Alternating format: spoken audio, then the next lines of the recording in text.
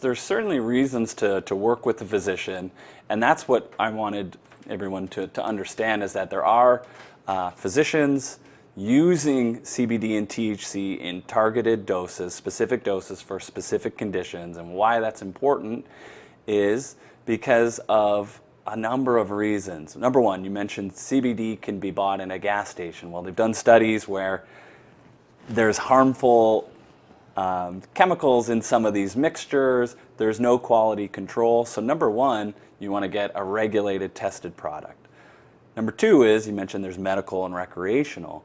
Well, on the medical side, if someone's treating a condition like chronic pain, you can have interactions of cannabinoid medications with certain meds they're on. So again, when you think seniors, you want to be sure there aren't any drug-to-drug interactions. So that's another big reason to consult with a healthcare provider. There can be, oftentimes you see improvement when you start them on the medication, so then other medications they're on need to be weaned down.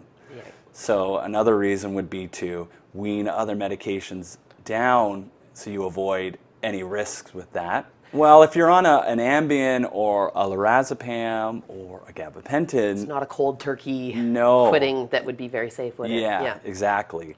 So those are a few reasons why you would want to consult with a healthcare provider. And then, of course, you're actually treating a medical condition. So things like mental health are so important to talk with healthcare providers about and not just try and manage on your own.